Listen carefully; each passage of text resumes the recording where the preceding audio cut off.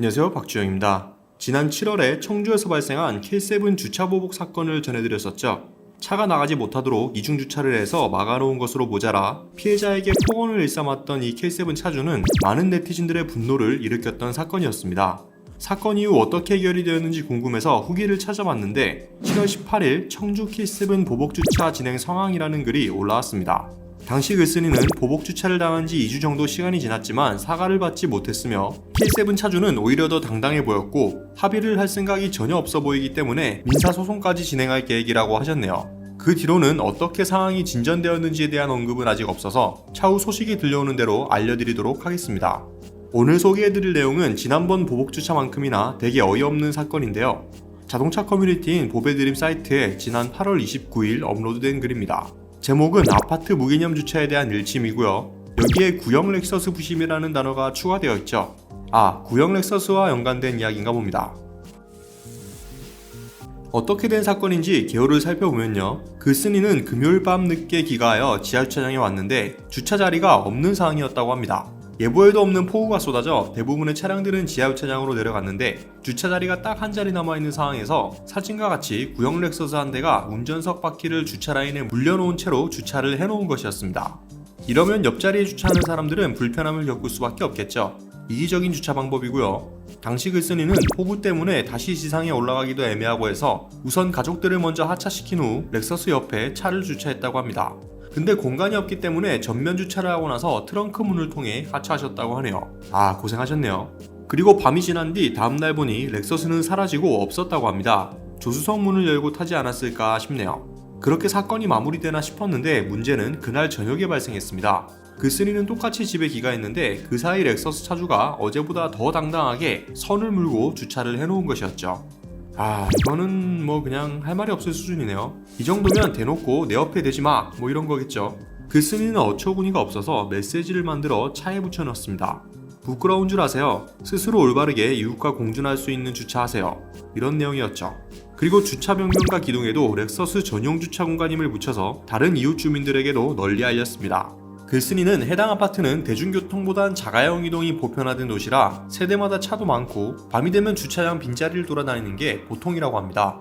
따라서 이렇게 한 자리를 막아놓게 되면 다른 이웃 주민들이 그대로 피해를 입게 된다는 거겠죠. 늦은 밤 귀가를 했는데 이런 주차 상태를 보면 화가 날 수밖에 없겠네요. 이후 글쓴이는 관리사무소에도 연락해서 해당 상황을 설명한 뒤 관리실 측에서 연락을 취해보겠다는 답변을 받았는데 해당 차주가 전화를 받지 않았다고 합니다. 늦은 밤이라서 그랬을 수도 있겠네요. 그리고 다음날 피드백을 요청해준 상태라는 글을 끝으로 글이 마무리되었는데 아직 어떻게 되었는지 후기는 올라오지 않은 상황입니다. 후기가 좀 올라왔으면 더 좋았을 것 같은데 이 부분은 좀 아쉽네요. 이번 사건을 확인한 네티즌들은 폭발적인 반응을 보여주셨었죠. 해당 게시글엔 댓글만 200개가 넘게 달렸고요. 주요 반응들을 살펴보면 꼭 후기 부탁드립니다. 못 빠져나오게 만들어야 한다. 어딜 가든 주차 빌런은 꼭 존재한다. 와 진짜 사이다다. 적반하장으로 나올 것 같다. 사진에 살짝 보이는 전화번호가 017인 걸로 봐선 최소 50대 중반에서 60대인 것 같다라며 다양한 반응을 보여주셨습니다.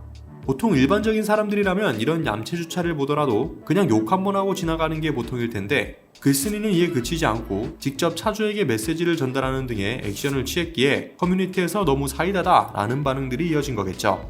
일각에선 이렇게 차에 테이프를 이용해서 스티커를 붙여놓은 경우에는 재물손괴죄로 역고소를 당할 수 있어 조심해야 한다는 의견을 남겨주시기도 하셨는데요. 형법 제366조를 살펴보면 타인의 재물 문서 또는 전자기록 등 특수매체 기록을 손괴 또는 은닉, 기타 방법으로 기효용을 해한 자에게는 3년 이하의 징역 또는 700만원 이하의 벌금에 처한다 라는 부분이 있죠. 하지만 재물손괴죄에 해당하려면 자동차의 본래 사용 목적인 운행을 해야 하는 정도에 이르러야 실제 판결에 가서 죄가 성립할 수 있습니다. 만약 본드를 이용해서 유리창에 손상을 줄 정도로 스티커를 강하게 붙여놓았다면 문제가 될 수도 있지만 이번 사건 같은 경우는 A4용지에 테이프 한 줄로 쓱 붙여놓은 수준이기 때문에 재물손괴로 처벌을 당할 걱정은 하지 않아도 되겠네요. 이번 사건 역시 지난번 청주 보복주차 사건처럼 사건의 후기는 아직까지 올라오질 않아서 궁금증을 자아내고 있긴 한데요. 어찌되었든 이렇게 본인이 편하자고 남들에게 피해를 주는 얌체 주차 행위는 어떠한 이유로도 정당화될 수 없으며 해당 차주는 반성하는 태도를 보여야 하지 않을까 싶네요. 그런데 대부분 네티즌들은 애초에 말이 통할 사람이었으면 저렇게 주차는 안 할 거다. 사람은 절대 변하지 않는다. 차 대는 거 하나로 꽤나 많은 면을 알 수 있다. 번호가 017인 걸로 봐선 나이가 지긋하신 분일 것 같은데 말이 안 통할 확률이 높다라는 의견들을 남겨주셨습니다. 이런 얌체 주차는 사실 이웃 간에 서로 조금씩만 배려하는 마음이 존재한다면 발생할 일이 없는데 나 하나 조금 더 편하자는 이기심으로 인해 생기는 일인 만큼 더불어 살아가는 배려의 중요성을 다시 한번 일깨워주는 사건이 아니었나 라는 생각이 듭니다. 여러분들은 이번 사건에 대해 어떻게 생각하시는지 댓글로 다양한 의견들 나눠주시면 좋을 것 같네요.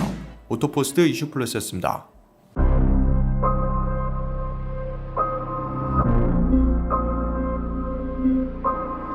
달리다가 시동이 꺼지는가 하면 차에 물이 차는 문제가 보이거든.